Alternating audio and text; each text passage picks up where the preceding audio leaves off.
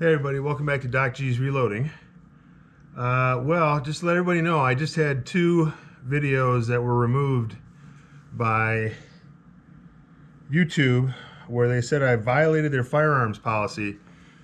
Both videos were of the finished setup that I had for my Hellion and finished setup I had for my FN Scar. I appealed both and both were denied within less than 24 hours. So nothing illegal was shown on those videos. I did show the suppressors that I used on each gun. Those suppressors were purchased legally. Everything I put on the guns were legal, but they banned both of them. So I'm not going to be doing any more of those videos, I guess. But welcome to communism. So this is the first step in this country towards censorship of fully legal videos that I had put out. It's very frustrating.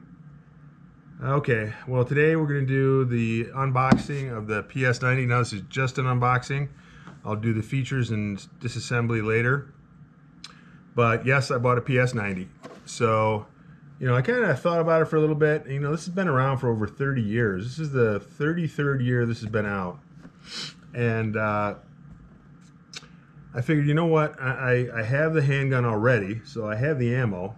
The ammo's $1 a round, but that's going to come down. Smith & Wesson, just in SHOT Show this year, just came out with their 5.7 by 28 handgun version.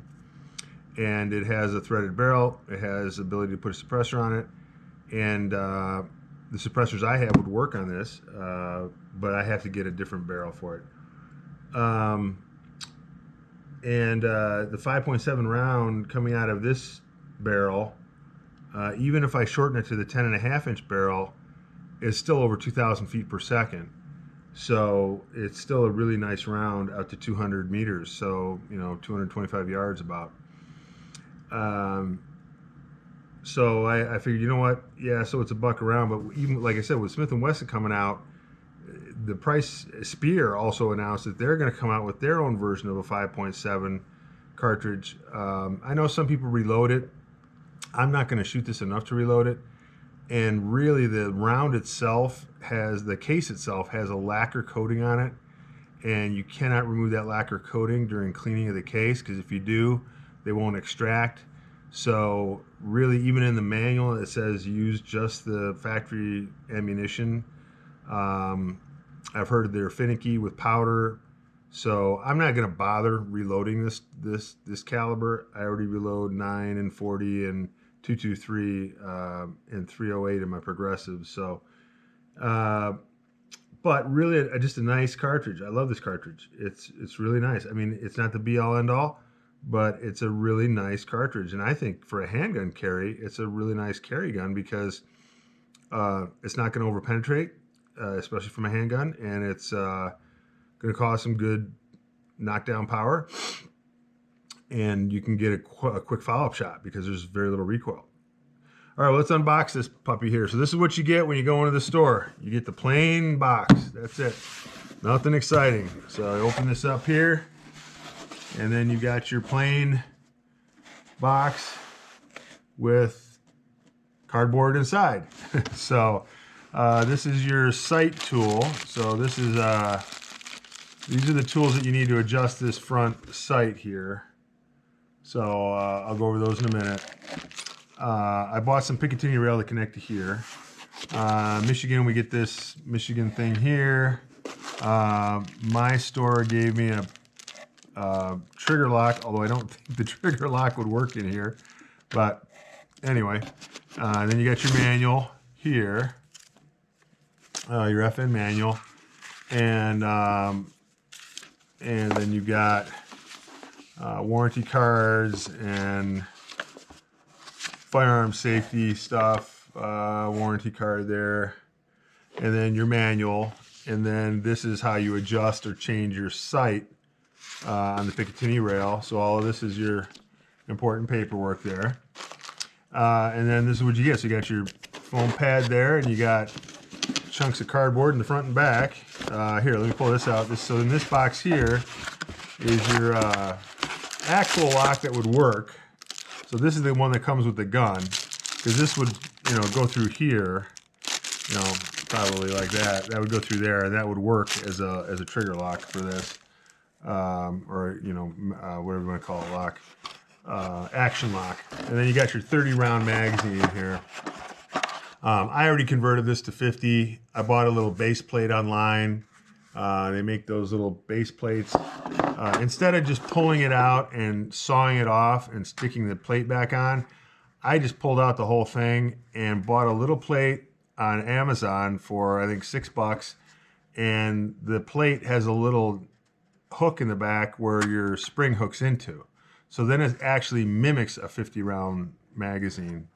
But anyway, I changed that over already. We'll do a magazine one too. I'll talk about the magazine. Again, this is a design that John Browning would be proud of. John Browning would say, "Hey, you know what? You guys did a really fantastic job. This is really cool and smart." It's just a different platform, but it is fully ambidextrous. So this would have been a 30 round magazine. And then here we go. So we just pull this out here, and then we just put this to the side. And then there you go. So this is the gun itself, okay? And then here's where your sight tool would come into play here. So we're just going to open this up, and I'll just show you what you get here with the tools, because I got to open it up anyway. So this tool here loosens up your rear, here, so that you can loosen this up to get it adjusted.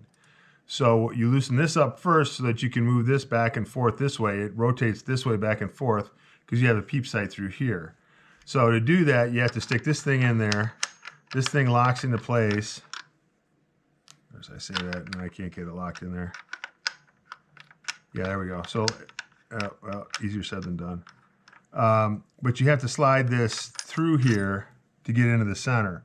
So that slides into the center like that, because this is the same size Allen wrench that you need to loosen this up. And then this slides over, and then this holds the lock in place. So then you loosen this up, and this holds your lock ring in place while you're adjusting it. And then that would be to adjust your windage while you're at the range. And then this is for your front post, because there's a little front post here. This is your front post here. That's where you would adjust your front post, because you got a front post there. So you got they're actually pretty good, metal tools. They're all metal that you really need to throw in the case with you.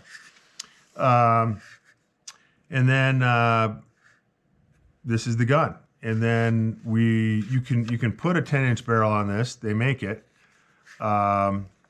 It's just if you want to spend the money and get the tax stamp is $200, and then it's another $375 about out the door with the adapter you need in the front plus the barrel. So those two pieces, because then the adapter in the front not only screws to the barrel, but it also has 1/2 by 28 threads, so you can put an end cap on there or put a suppressor on there. If you go to the 10.5-inch barrel or 10.4-inch barrel, whatever. So you can do that, but again, you got to buy the tax stamp, and then that's about another $375. So altogether, about $575 to do a changeover to the barrel, shorten the barrel, because this is a barrel shroud. You can't. This doesn't come off. There's no threading this. There's no, you're not going to put a suppressor on this gun the way it is. And it was designed for the short barrel. So anyway, this is the unboxing. I just want everybody to take a look at it. We'll do the features and stuff in the next video, but I just wanted to get that out and show you what comes in the box. All right, thanks again for watching Doc G's Reloading.